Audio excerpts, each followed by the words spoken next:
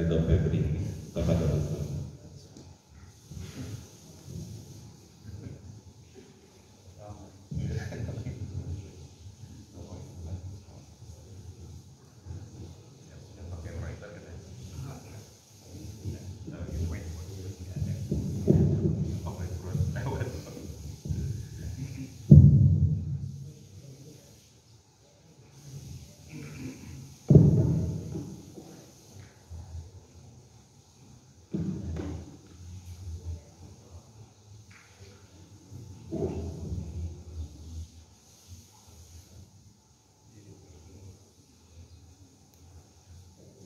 Bismillahirrahmanirrahim. Assalamualaikum warahmatullahi wabarakatuh. Subhanallah wa bihamdi, subhanallahil azim, adada khalqihi wa ridha nafsihi wa zinata arshihi wa midada kalimatihi. Asyhadu an la ilaha illallah wa asyhadu anna Muhammadar Rasulullah.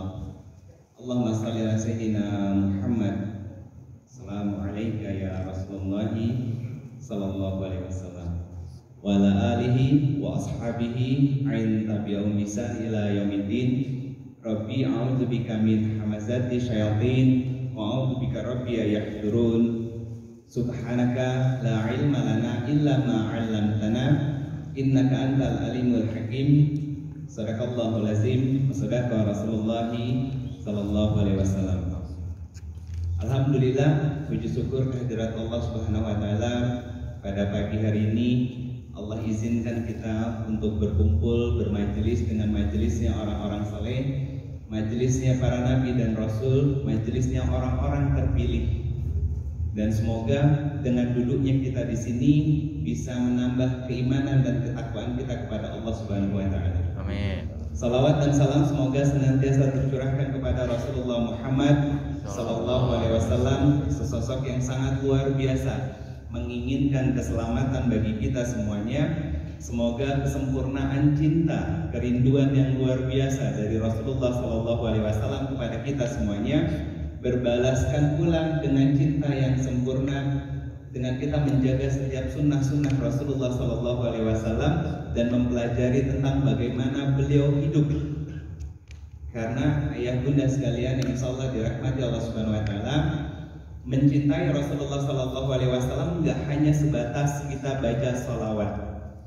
Mencintai Rasulullah sallallahu alaihi wasallam enggak hanya sebatas kita mengikuti sunnah-sunnahnya Rasulullah sallallahu alaihi wasallam. Hal yang paling mendasar yang seharusnya kita lakukan sebagai bukti cinta kita kepada Rasulullah sallallahu alaihi wasallam adalah dengan mempelajari sirah hidup, mempelajari kisah hidup dari Rasulullah sallallahu alaihi wasallam. Analoginya seperti ini ya bunda sekalian. Ketika kita dulu mau nikah, kenapa bisa timbul cinta di dalam diri kita terhadap pasangan kita, baik itu istri ataupun suami kita?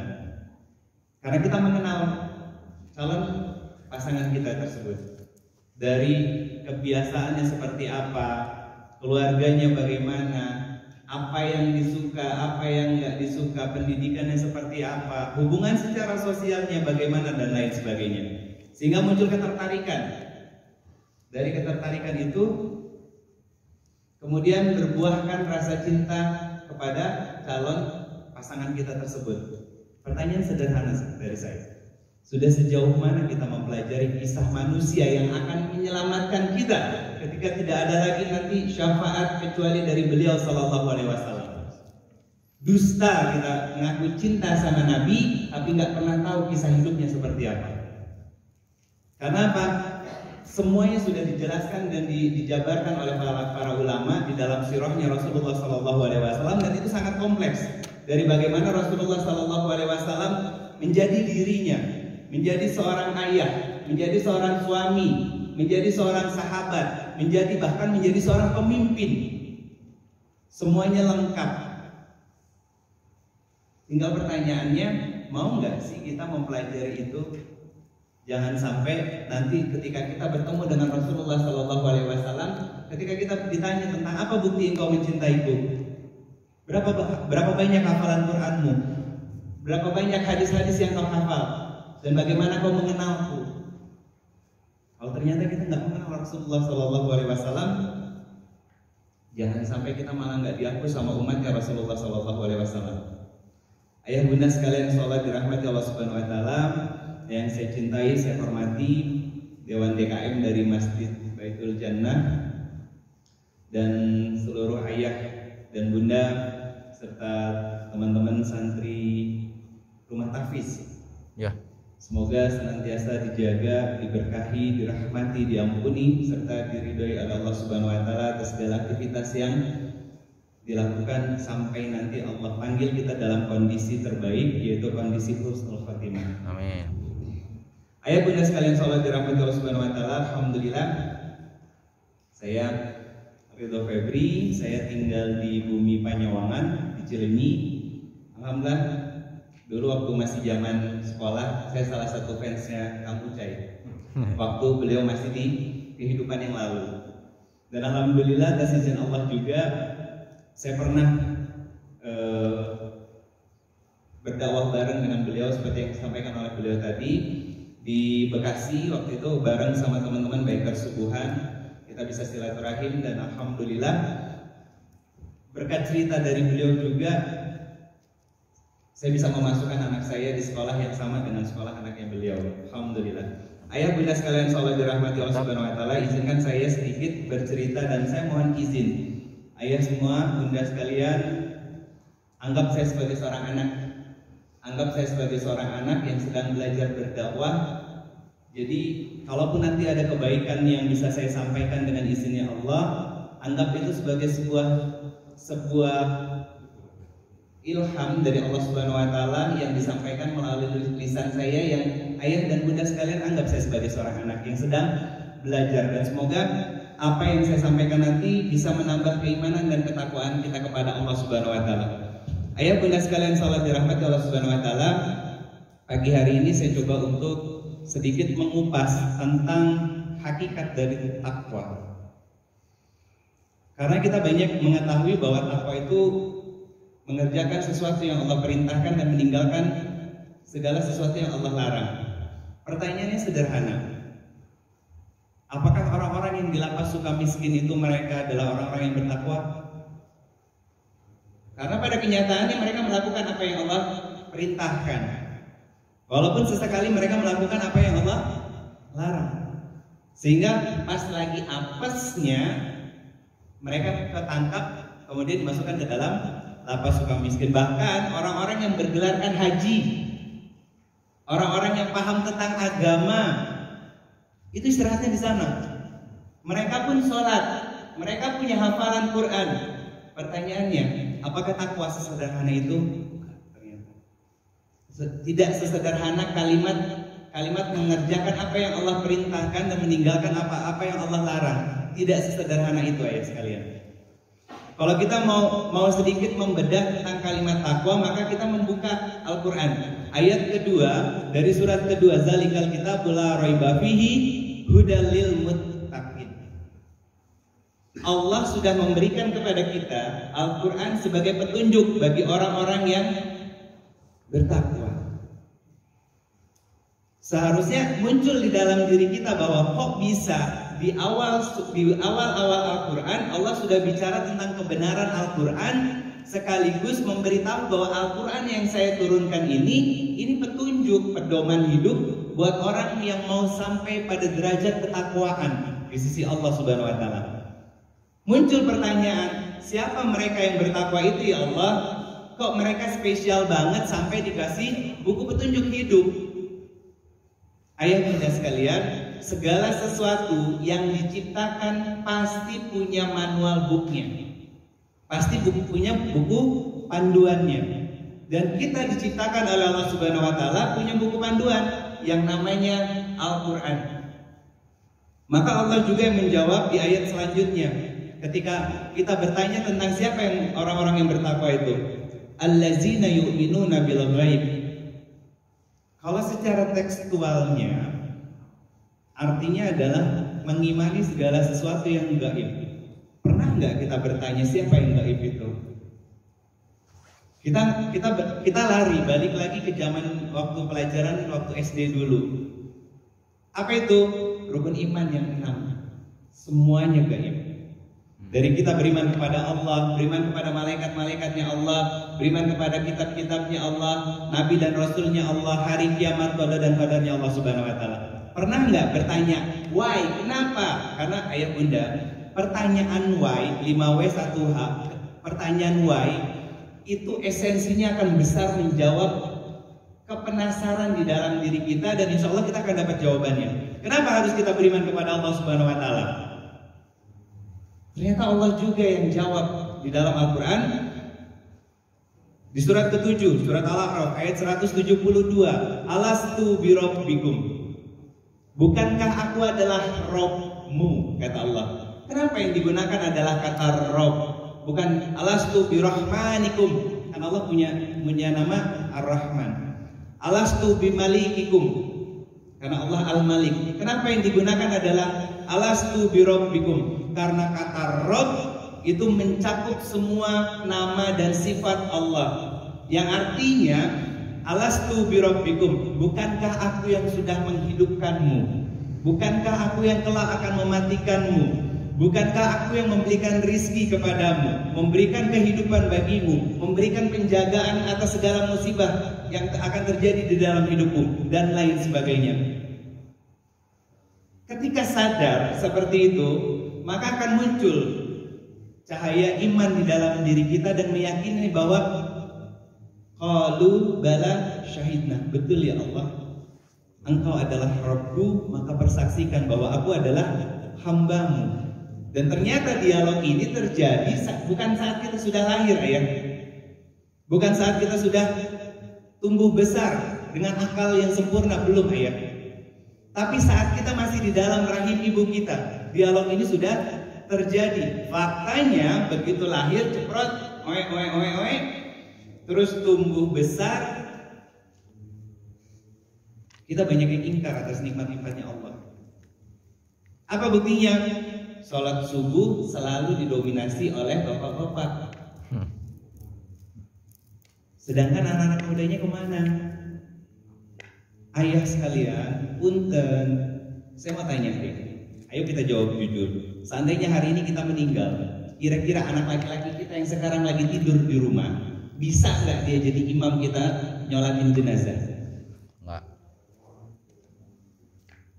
Katanya kita ngaku cinta sama anak kita.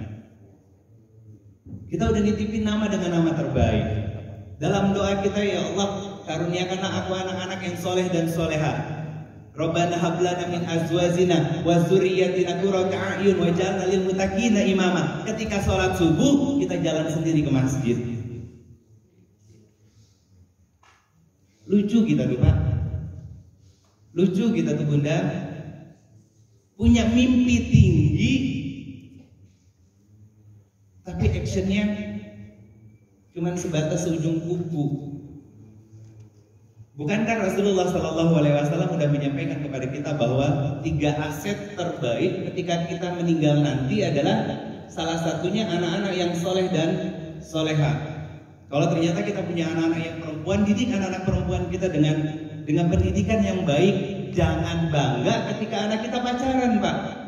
Karena apa? Karena itu mendekatkan kita langkah demi langkahnya itu menuju jurang nerakanya Allah Subhanahu wa taala. Didik mereka dengan ilmu-ilmu keislaman, didik dengan narasi-narasi atau dialog-dialog dengan anak-anak kita yang akan menumbuhkan keimanan di dalam diri mereka. Saya punya anak perempuan Pak, baru 1, usianya 7 tahun.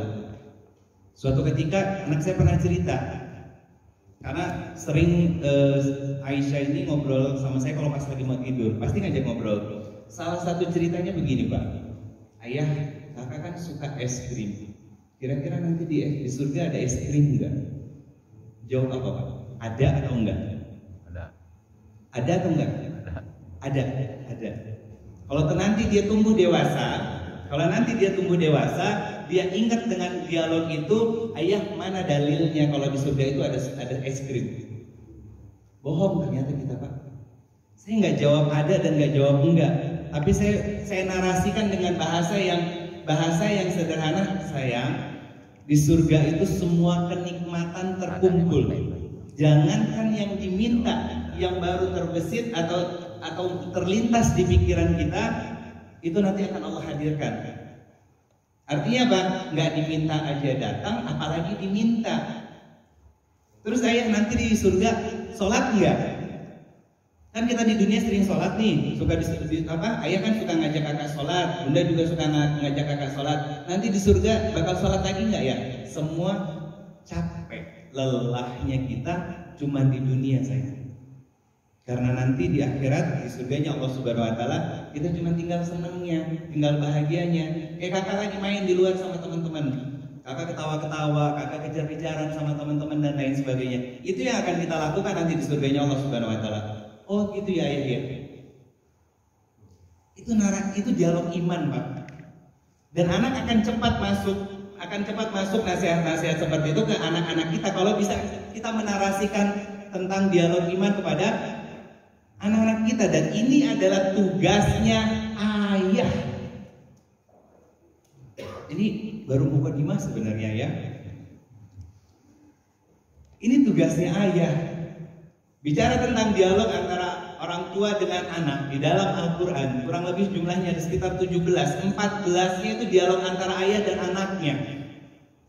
Dari Luqman dengan anaknya, Zakaria dengan Maryam, Ibrahim dengan Ismail, dan lain sebagainya. Tapi banyaknya sekarang adalah ayah-ayah yang bisu. Iya nggak bunda?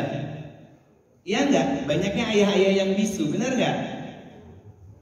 Cuma nganggap bahwa tugasnya hanya sebatas cari uang, cari nafkah, berangkat gelap, pulang gelap, sampai di rumah masih sibuk dengan dunianya, dengan gadgetnya, habis itu makan, tidur. Waktu-waktu sholat dia ke masjid. Dan menganggap bahwa pendidikan anak itu adalah kerjaannya orang tua. Maksudnya ibu di rumah dengan dalih, keluarin dalil lagi. Karena ibu adalah madrasah awal buat anak-anaknya. Hai bapak teh kepala sekolahnya, bikin kurikulumnya tentang pendidikan iman itu seperti apa. Sehingga apa? Besok, lusa, atau hari ini kita meninggal, kita tenang. Sebagaimana yang ditanyakan oleh Nabi Yakub alaihissalam kepada anak-anaknya di surat Al-Baqarah ayat 133. Apa yang akan kalian sembah nanti sepeninggalku? Coba tanya kayak gitu Pak sama anak kita, anak laki-laki. Coba tanya. Bahasa mereka akan jawab, aku akan tetap nyembah Allah ayah, atau papa, atau abi. Lihat ketidakadaan kita di rumah, masih nggak mereka taat sama Allah. Kalau enggak, itu indikator bahwa kita gagal menanamkan keimanan kepada Allah di dalam jiwa-jiwa anak-anaknya kita. Tapi saya lagi nggak ngebahas tentang ayah dan perannya di dalam Al-Quran. Kalau nggak salah sih pernah dibahas kalau saya ngeliat di YouTube-nya sama ustadz yang lain. Tapi semoga kalau memang itu perlu dibahas nanti insya Allah di lain kesempatan Ridho akan lebih detailkan tentang peran ayah di dalam Al-Quran. Bahkan seorang ulama besar Ibnu Qayyim Al-Jauziyah mengatakan bahwa ayah itu sumber utama kerusakan pada anak. Nah, penasaran jadinya kan? Semoga nanti insya Allah ada kesempatannya. Ridho akan coba lanjutkan tentang iman tadi, tentang rukun iman. Yang pertama tadi iman kepada Allah Subhanahu Wa Taala. Ada alasan besar kenapa kita harus beriman kepada Allah Subhanahu Wa Taala. Dan ini dimulai dari sejak kita bangun tidur. Kita diajarkan untuk berdoa ketika bangun tidur dengan kesyukuran yang sangat luar biasa kepada Allah Subhanahu Wa Taala. Artinya apa? Tumbuh iman di dalam diri kita ya bunda sekalian. Dan ini orang yang bertakwa. Lalu selanjutnya, Ridho ambil contoh yang lain karena waktunya juga terbatas. Iman kepada malaikat-malaikatnya Allah Subhanahu Wa Taala. Dasarnya yang Ridho ambil salah satunya surat Qaf ayat 17 dan ayat 18. Apa yang disampaikan oleh Allah Subhanahu Wa Taala di ayat ke-17? Allah firmankan tentang segala sesuatu perbuatan yang kita lakukan itu dicatat oleh malaikat. Ayat 18-nya Allah firmankan lebih spesifik lagi, setiap kata yang keluar dari lisan kita dicatat oleh malaikat-malaikatnya Allah Subhanahu Wa Taala. Maka punten bunda, Ketika iman itu hidup di dalam diri kita, sehabis ngaji mustahil ngegibahin orang lain. Mustahil ngegibahin orang lain. Kenapa? Kan kita beriman kepada malaikat-malaikatnya Allah. Artinya apa? Dengan penuh kesadaran, dimanapun kita berada, malaikat selalu mendampingi kita. Maka apa? Man kana yu'minu billahi wal yawmil akhir falyaqul khairan aw liyasmut. Ketentuannya cuma 2. Gak ada yang ketiga dan gak ada yang keempat. Apa itu? Bicara yang baik, benar, penuh kesantunan, bijaksana. Kalau enggak apa? Diam. Gak ada ngomongin orang, gak ada ngegibahin orang, gak ada fitnah orang, gak ada jelek-jelekin orang, gak ada julid sama orang. Itu iman. Dan ini pondasi awal untuk menjadi orang yang bertakwa. Ketika keimanan ini kokoh di dalam diri kita, sehingga kita di mata Allah menjadi pribadi yang bertakwa, mudah untuk menjadi suami teladan, gampang untuk menjadi seorang ayah peradaban, gampang untuk menjadi seorang ibu yang betul-betul menjadi madrasah buat anak-anaknya. Kita sebagai seorang anak, ketika iman itu tumbuh kuat di dalam diri kita, keimanan kemudian berbuahkan ketakwaan di sisi Allah Subhanahu wa taala, maka kita menjadi anak-anak yang soleh dan soleha. Itu harapan besar kita. Dan itu yang kita pinginin. Tapi antara keinginan dan fakta serta realita itu sering gak sejalan. Mimpinya kita, tidurnya terlalu kesiangan kayaknya. Ayah bunda sekalian sholat dirahmati Allah Subhanahu wa taala, iman. Kalau kita bicara tentang pilar dalam Islam, itu ada 3, akidah, ibadah, dan akhlak. Dan yang sedang kita bicarakan ini adalah tentang poin-poin akidah atau keimanan kita kepada Allah Subhanahu wa taala. Banyak saya ketemu para penghafal Al-Qur'an, tapi hafalannya hanya sebatas nempel di kepala, tidak sampai kepada hatinya, sehingga apa?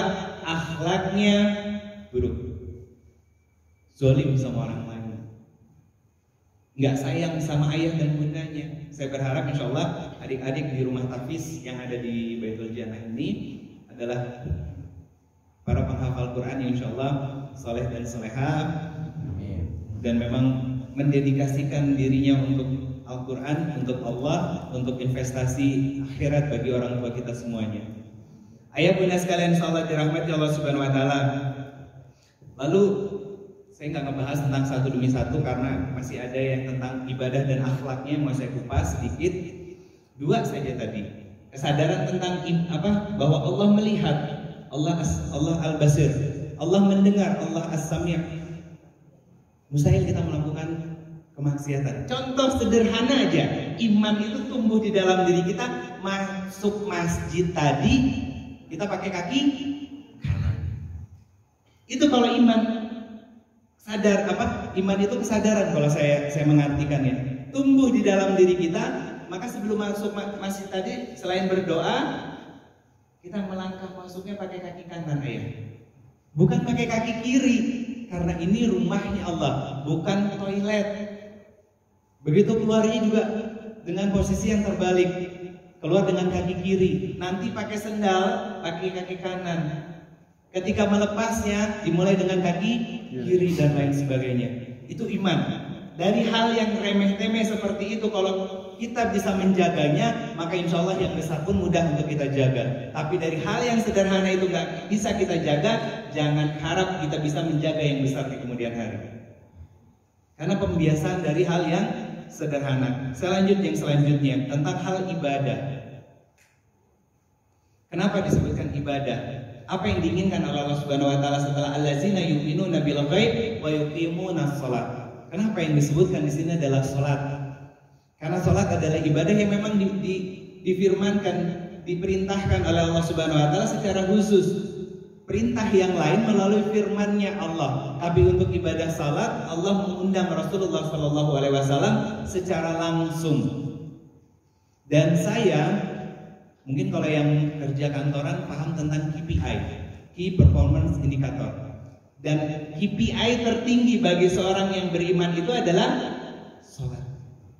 Apa buktinya? Inna sholata tanha anil fahsya wal munkar.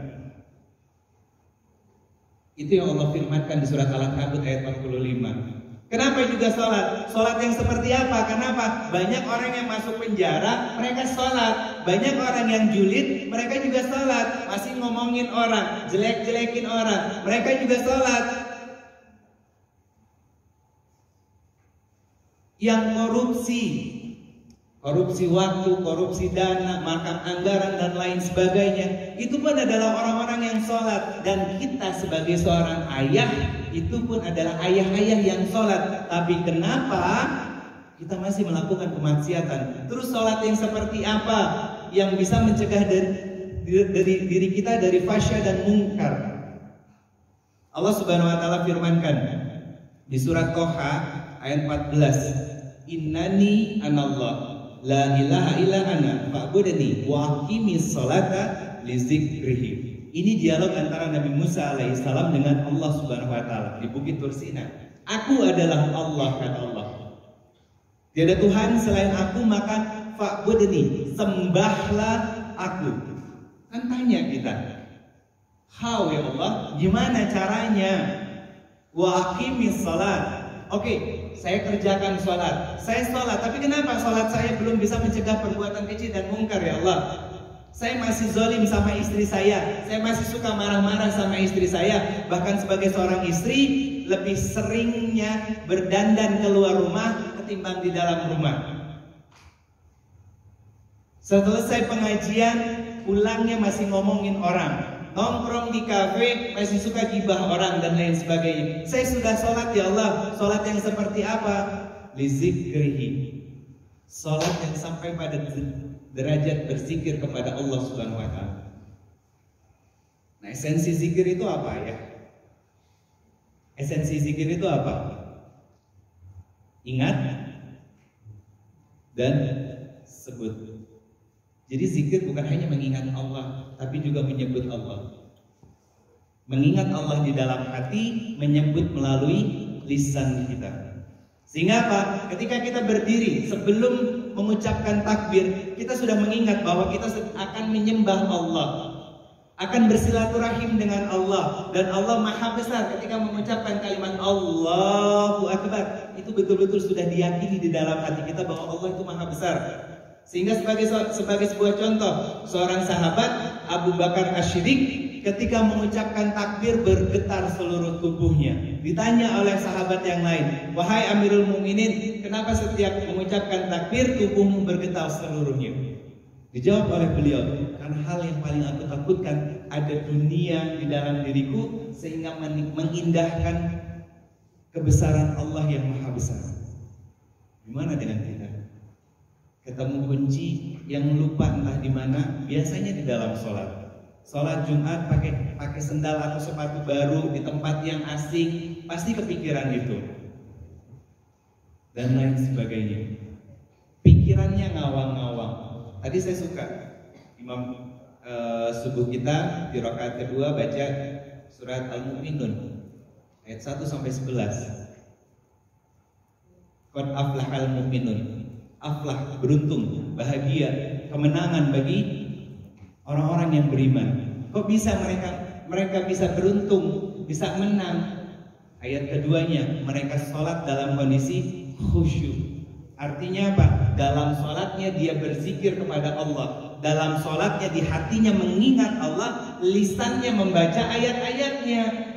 Ketika ruku sujud membaca doa-doanya dengan penuh ketertundukan diri dan hati di hadapan Allah. Itu orang yang khusyuk. Orang khusyuk gak selalu nangis. Kalau sholatnya nangis-nangisan, itu sholat nangis namanya. Karena Rasulullah SAW nangis di dalam sholatnya ketika membaca ayat-ayat tentang siksaan. Kemudian muncul rasa takut, khauf, dan bermohon kepada Allah, ya Allah, jangan limpahkan itu kepada kami. Lalu Rasulullah SAW pun nangis ketika membaca ayat-ayat tentang karunia surganya Allah Subhanahu wa taala.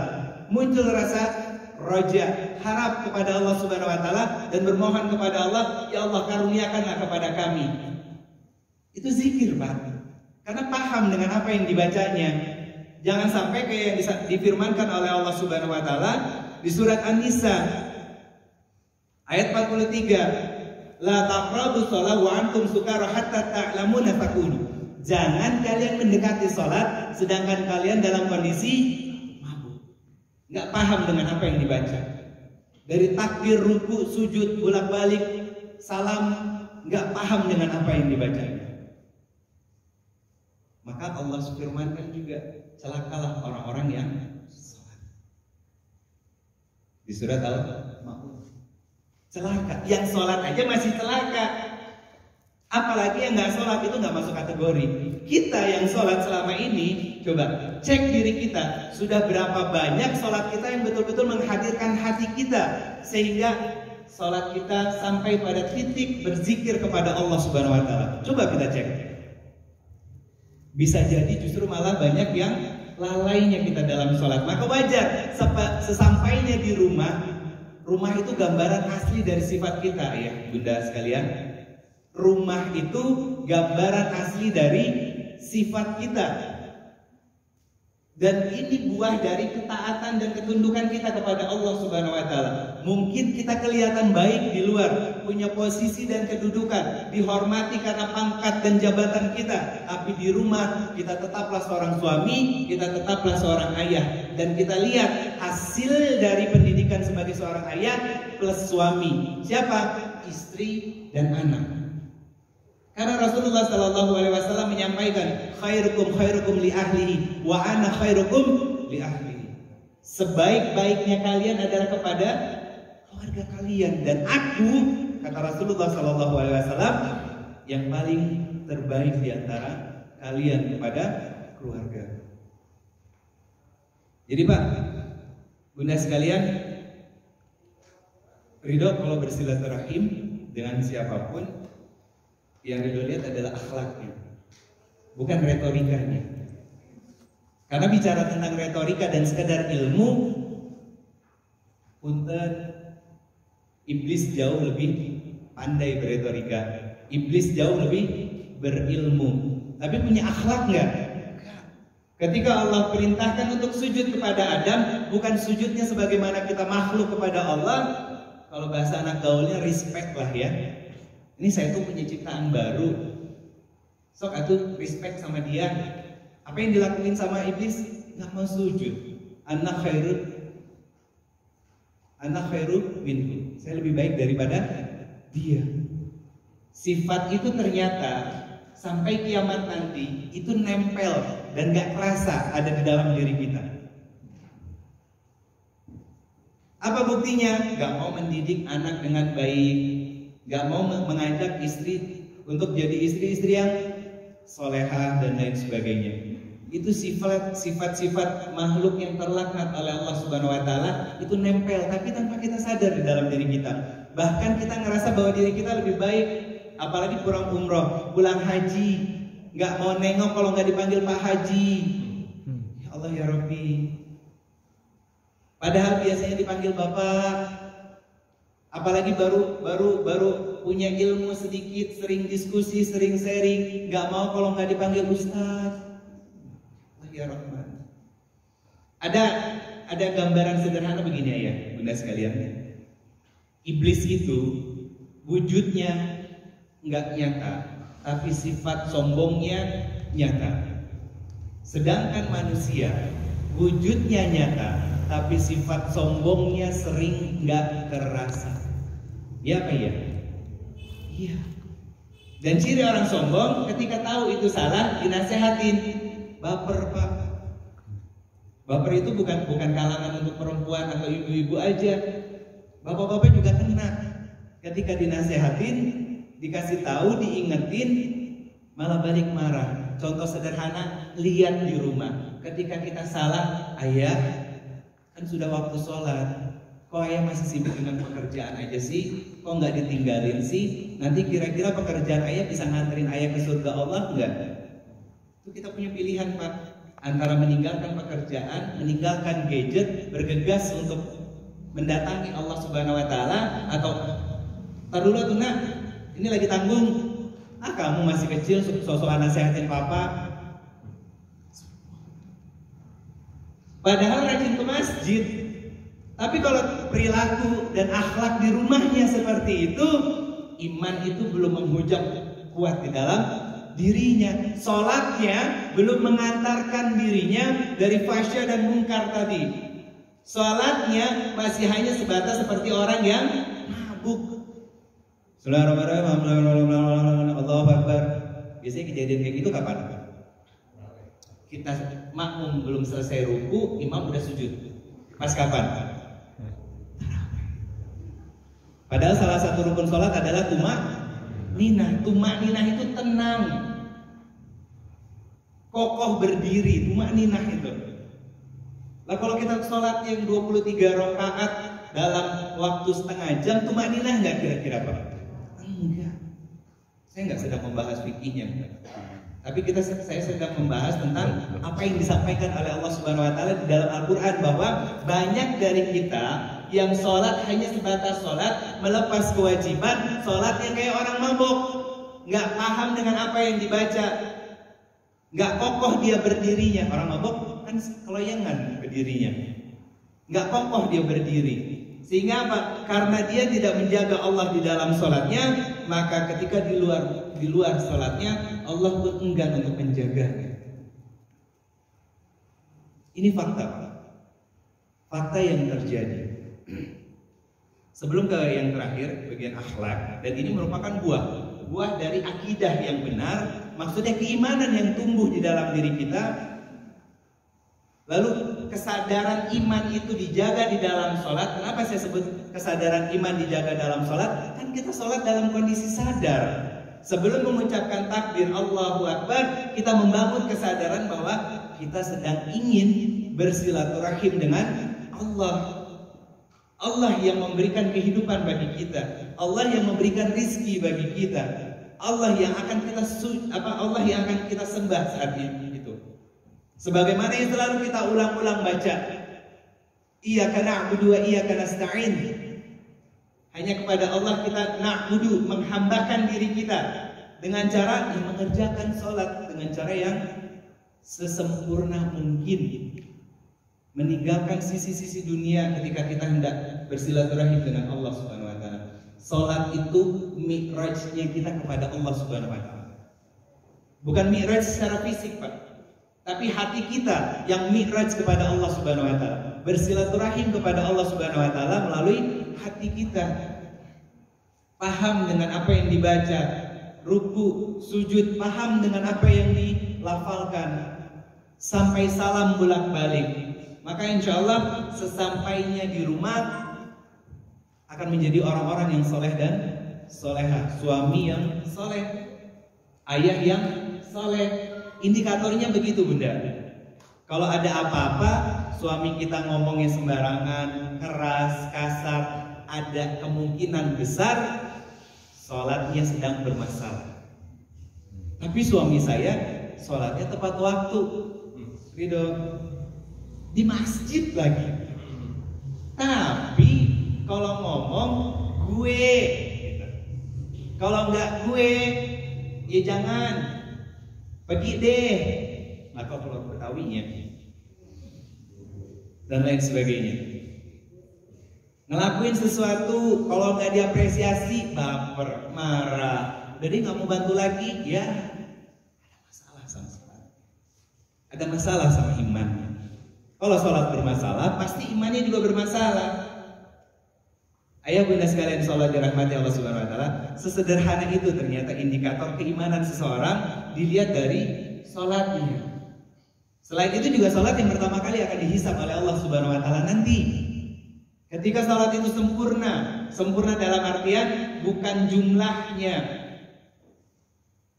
tapi kaidah-kaidah yang di dalamnya. Sampai nggak ketika kita sholat itu mi'raj kepada Allah? Khusyuk nggak ketika kita sholat itu? Menjaga Allah nggak di dalam sholat kita itu dan lain sebagainya. Maka kalau misalkan sholat kita seperti ini, ayah bunda sekalian, Indonesia nggak mungkin digarongin sama orang-orang yang berdasi. Indonesia akan menjadi sebuah negara yang baldatun thayyibat, makmur semuanya, nggak ada orang kesusahan, dan akan menjadikan setiap masjid-masjid sebagai rumah peradaban. Sebagaimana dengan nama masjid ini Baitul Jannah, artinya apa? Rumah rumah surga, rumah surgaku. Dengan harapan bahwa datangnya ke sini kerasa nikmat, bagaimana gambaran kecil dari surganya Allah Subhanahu wa taala. Silaturahim yang terjaga. Jangan sampai di masjid kita bisa merapatkan kaki kita, saf-saf salat, di luar kita saling cela, saling caci maki. Kemana salatnya tadi? Bukankah di luar masjid Allah pun menyaksikan kita? Bukan hanya di dalam masjid saat kita merapatkan saf Allah menyaksikan kita. Bukan, di luar masjid Allah pun melihat dan mendengar kita. Maka ketika sholat kita benar dan baik, mustahil melakukan kezaliman apapun di luar kita. Dan salah satu indikator baik atau tidaknya sholat kita adalah bagaimana memperlakukan istri dan anak-anaknya, bagaimana mendidik mereka sehingga rumahnya itu menjadi rumahku surga. Kan gitu ya Pak ya harapannya. Tapi nyatanya anaknya nggak pernah ke masjid, subuh sholat berangkat sendirian. Kemana akal sehatnya kita? Semoga ini menjadi sebuah renungan buat kita semuanya. Ketika kita mulai memperbaiki kembali keimanan di dalam diri kita, di riset ulang. Handphone kalau error aja kan kita bawa ke ininya, service centernya, minta untuk diservis. Memori aja yang penuh itu kita akan ganti dengan memori yang kapasitasnya jauh lebih besar lagi. Biar apa? Biar nggak error nantinya, biar nggak berat. Kita juga harus di-reset keimanan kita dengan cara taubatan nasuha. Kalau bahasa psikologinya self healing. Sambil duduk ketika kita menunaikan sholat malam, istighfar. Ya Allah, saya ngaku sayang sama anak-anak saya, tapi saya nggak pernah ngajak mereka ke masjid. Saya hanya bermimpi, ya Allah, bermimpi pengen punya anak yang soleh dan soleha, tapi saya nggak pernah mengajak mereka untuk berdialog dengan dialog iman. Saya ngakunya sayang sama istri saya ngakunya sayang dengan suami saya, tapi saya nggak pernah menanamkan nilai-nilai keimanan kepada mereka. Istri saya nggak pernah saya perintahkan untuk menutup aurat. Saya biarkan mereka keluar nongkrong dengan teman-teman, bersosialisasi, tapi tanpa menutup aurat. Bermake up dengan make up yang bahkan lebih tebal daripada dempul kapal dan lain sebagainya. Muhasabah diri, Pak. Semoga dengan kita bermuhasabah diri muncul mahabbah di dalam diri kita. Buah dari muhasabah kita kepada Allah Subhanahu wa taala. Ayah bunda sekalian salat dirahmati Allah Subhanahu wa taala, yang terakhir tentang akhlak, dan ini adalah buah dari iman yang kokoh di dalam diri kita, salat yang terpelihara sebagai bentuk zikir kita kepada Allah Subhanahu wa taala, maka akan muncul akhlak yang baik. Allah Subhanahu wa taala firmankan di surat Al-Isra ayat 70, walaqad karomna bani Adam. Aku telah memuliakan anak cucu Adam. Surat Atin ayat 4, laqad khalaqna fi ahsani taqwim. Kita sebaik-baiknya penciptaan oleh Allah Subhanahu wa taala. Sempurna dalam ciptaan, mulia dalam ciptaan. Dua keutamaan yang Allah sematkan di dalam diri kita, yang ini nggak ada di ciptaan Allah yang lain. Apa itu kemuliaan? Surat Al-Isra ayat 70 tadi. Hewan sempurna Pak dalam ciptaan, tumbuhan sempurna dalam ciptaan, sapi, kerbau sempurna dalam bentuk ciptaannya, tapi apakah mereka mulia ciptaan Allah? Dan kemuliaan itu disematkan secara langsung oleh Allah. Walaqad karomna bani Adam. Kita, anak cucu keturunan Adam, dimuliakan oleh Allah Subhanahu wa taala. Karena sadar kesempurnaan ciptaan, karena sadar Allah sudah memuliakan kita, maka mustahil mata dipakai untuk melihat sesuatu yang Allah tidak ridho. Tangan mustahil digunakan untuk mengambil yang bukan haknya, menzolimi orang lain. Kaki mustahil digunakan untuk melangkah ke tempat-tempat yang Allah nggak suka. Hati sempurna, pikiran sempurna, maka pikiran digunakan untuk menangkap hikmah kebesarannya Allah Subhanahu wa taala. Hati mustahil suuzon sama orang lain. Gak mudah Narido untuk ngelakuin hal itu semua. Betul, gak mudah. Karena bisa jadi sholat kita hanya sebatas melepas kewajiban, belum melatih diri untuk sampai pada derajat zikir kepada Allah Subhanahu wa taala. Betul-betul menjaga Allah di dalam hati, kemudian mengagungkan Allah melalui lisan-lisannya kita. Ayah bunda sekalian salat dirahmati Allah Subhanahu wa taala. Sampaikan di situ enggak. Karena kita sempurna, karena kita mulia, mustahil julid sama orang. Saya ngomongin tentang sesuatu yang related dengan kehidupan kita dalam bertetangga. Karena tadi Kang Ucai mention tentang ukhuwah Islamiyah kita sebagai seorang tetangga. Karena kita hidup dalam sebuah lingkungan kompleks yang isinya pun kompleks dengan latar belakang yang berbeda. Suku, bahasa, warna kulit, bentuk rambut, kebiasaan, kebudayaan dan lain sebagainya. Tapi kita dipersatukan oleh satu ikatan yang besar, yang agung, yang namanya ukhuwah Islamiyah. Maka nggak ada kepentingan yang lain selain Allah dan Rasulnya.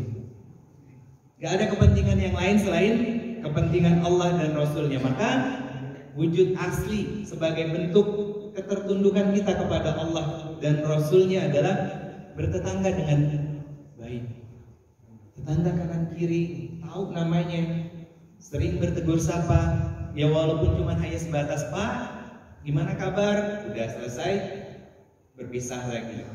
Itu bukan sesuatu yang mahal, bukan sesuatu yang sulit kok Pak.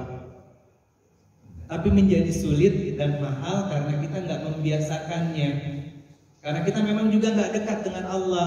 Masa sesama saudara seiman datang ke masjid, mungkin kelihatan beda sedikit gitu kan, jidatnya nggak hitam, jenggotnya nggak panjang, celana mungkin nggak cingkrang, kita nggak mau senyum. Saudara seiman gitu Pak, di dalam masjid yang sedang saat itu kita mau sama-sama beribadah kepada Allah Subhanahu wa taala. Punya Tuhan yang sama, kitab yang sama. Maka Allah Subhanahu wa taala firmankan di surat An-Najm ayat 32, "Fala tuzakku anfusakum huwa a'lamu biman ittaqa." Ini pegangan yang selalu saya pegang kemanapun saya pergi, ya bunda sekalian. Apa yang Allah sebutkan di situ? Fala tuzakku anfusakum. Hei kalian yang sudah sholat di masjid, yang sudah membaca Quran sehari 1 juz, yang sering duduk di majelis ilmu, yang katanya sudah hijrah, yang sudah menutup aurat dengan sempurna, yang sering duduk di majelis taklim. Jangan kalian sok suci, sok benar, sok soleh, sok berilmu, sok pengen dihargai.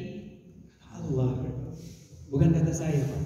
Saya hanya menerjemahkan terjemahan, menyederhanakan terjemahannya tanpa keluar dari konteks. Surat An-Najm ini bagian tengah sampai akhir Pak yang saya bacakan. Fala tuzakku anfusakum wa a'lamu biman ittaqa. Jangan sok suci, jangan sok benar, jangan sok berilmu, jangan sok paling nyunah. Kenapa? Wa a'lamu biman ittaqa. Karena Allah tahu siapa yang paling bertakwa di antara kalian. Standarnya takwa Pak, bukan soleh. Kalau soleh kelihatan kemana-mana pakai gamis, celana cingkrang, jidat hitam, jenggot panjang, pakai peci kemana-mana, kelihatan soleh nggak Pak? Soleh. Apakah bertakwa mereka kepada Allah Subhanahu Wa Taala? Belum tentu. At-taqwa hahuna kata Allah Subhanahu Wa Taala. Takwa itu di dalam dada kita dan Allah yang melihat. Sayangnya hanya Allah yang tahu tentang ketakwaan itu. Tapi buahnya akan terlihat. Buahnya akan terlihat dari anak istri yang soleh dan solehah, keluarga yang sakinah, sama tetangga baik, bertegur sapa, gak ada rasa dendam, gak ada rasa iri, dengki, hasad, gak suka gibah, gak suka julid dan lain sebagainya. Itu cirinya Pak. Suka senyum sama siapapun yang ditemukan, tegur sapa walaupun gak kenal orangnya. Kenapa? Dia tanamkan di dalam diri dia bahwa siapapun yang saya temui, kalau dia adalah orang yang beriman, usianya lebih tua, dia sudah lebih banyak beramal soleh daripada saya. Sedangkan usianya yang di bawahnya dia, maka dia belum melakukan dosa-dosa yang sudah saya lakukan. Dan dia tanamkan juga di dalam diri dia, siapapun yang di hadapan saya, dia adalah makhluk ciptaannya Allah Subhanahu wa taala. Enak Pak, enteng. Jadi walaupun ketemu sama non muslim, kita akan tetap bertegur sapa sambil di dalam hati mendoakan semoga Allah berikan hidayah. Itu takwa Pak. Itu buah dari ketakwaan kepada Allah Subhanahu wa taala. Maka ayah bunda sekalian sahabat dirahmati Allah Subhanahu wa taala, semoga Allah hidayahkan kepada kita, Allah karuniakan kepada kita semuanya kemampuan untuk terus memperbaiki kualitas keimanan kita kepada Allah Subhanahu wa taala. Lalu kesadaran itu kita jaga melalui sholat yang selalu kita kerjakan. Kita tunaikan minimal 5 waktu dalam sehari. Ya alhamdulillah, ada sholat-sholat sunnah lain yang memang Allah syariatkan kepada kita. Itu sebagai bentuk pengikat kesadaran kita kepada Allah. Ada di siang hari waktu duha. Kenapa? Karena waktu subuh sampai dohor itu waktunya sangat panjang. Kita ngecas lagi kesadaran kita dengan sholat duha. Isya sampai subuh itu pun waktunya panjang. Kita ngecas kesadaran kita, ikatan hati kita dengan Allah Subhanahu wa taala yang untuk menjaga kita saat kita nanti di waktu terang lewat sholat qiyamnya kita. Enak Pak. Jadi orang yang beriman itu sebagai seorang mukmin, hatinya selalu tertaut sama Allah. Hampir gak ada waktu untuk lalai kepada Allah Subhanahu wa taala. Kenapa? Di luar sholat, karena dia ngerasa candu untuk terus berkomunikasi dengan Allah Subhanahu wa taala, dia berzikir dimanapun, kapanpun dia berada. Candu, makanya Allah jaga dia dalam kehidupannya, terutama ketika dia sedang di luar sholat, maka mustahil dia melakukan hal-hal yang Allah nggak ridho. Sama halnya kayak ketika kita sayangnya luar biasa kepada anak-anak kita. Ridho nggak kita ngelihat anak-anak kita melakukan kemaksiatan? Ridho nggak anak kita membiarkan anak-anak kita, anak laki-lakinya pacaran, anak perempuan kita diizinkan untuk jalan sama lelaki yang belum tentu jadi mahramnya buat dia nanti? Yang seharusnya ini menjadi tugas kita untuk menjaga fitrah kesucian mereka. Enggak Pak, Allah pun seperti itu. Dimulai dari Allah enggak akan ridho ketika kita lepas sholat berjamaahnya. Dimulai dari Allah enggak akan ridho ketika kita kesiangan bangun malamnya. Dimulai dari Allah enggak akan ridho dari ketika kita mengurangi jumlah rakaat dari duha kita dan lain sebagainya. Kenapa? Karena Allah selalu rindu dan kangen sama kita, Pak. Karena kita selalu dirindukan dan dikangenin sama Allah Subhanahu wa taala. Pertanyaan sederhana, kangen gak sih kita sama Allah? Kangen gak sih kita dengan panggilan Allah, ya ayatuhan nafsul mutmainnah irji'i ila rabbiki radiyatil mardiyah. Wahai hamba-hambaku yang jiwanya tenang, yang ketika aku berikan ujian kalian tetap sabar, aku berikan musibah kepada kalian, kalian tetap ikhlas menjalani semua episode kehidupan dari setiap takdirku. Aku melihat keriduan kalian, maka aku pun ridho kepada kalian. Aku masukkan kalian ke dalam surgaku, dan aku masukkan kalian ke dalam golongan hamba-hambaku. Itu Pak yang paling dirindukan oleh kita semuanya. Panggilan mesra dari Allah Subhanahu wa taala di akhir episode kehidupan kita, yakni husnul khatimah. Dan itu dimulai dari kita memperbaiki keimanan kita. Seorang Umar bin Khattab hobinya bunuh orang, mabuk-mabukan. Begitu hatinya tersentuh Islam, kemudian syariat sholat dijaga. Lihat Pak, jangankan musuh-musuhnya Islam, setan aja nggak berani ngelangkah bekas langkah kakinya Umar, mendingan muter Pak. Kita ketemu setan, kita yang takut sama setan, bukan setan yang takut sama kita. Artinya apa? Keimanan di dalam diri kita masih biasa-biasa saja. Mungkin itu yang bisa Ridho sampaikan pada pagi hari ini. Udah lewat waktu syuruk ya, insyaallah. Mohon maaf lahir dan batin ayah bunda sekalian. Kalau ada kata-kata yang kurang berkenan, adik-adik dan teman-teman semuanya, Kang Teteh yang pada hari ini hadir bermajelis dengan majelisnya orang-orang saleh, dengan segenap keterbatasan ilmu yang Ridho punya, Ridho hanya ingin bersilaturahim. Hakikat sebenarnya adalah bersilaturahim, silaturahim hati dan silaturahim fisik dengan ayah bunda sekalian. Semoga hakul yakin dalam husnuzannya Ridho bahwa ayah bunda sekalian lah insya Allah yang nanti akan bisa membantu Ridho untuk bersama-sama kita masuk ke dalam surganya Allah Subhanahu wa Ta'ala. Amin. Mohon maaf lahir dan batin kalau ada kata-kata yang kurang berkenan. Hadanallahu wa iyyakum ajma'in. Assalamualaikum warahmatullahi wabarakatuh. Waalaikumsalam warahmatullahi wabarakatuh. Buat Ustaz Ridho Febri dan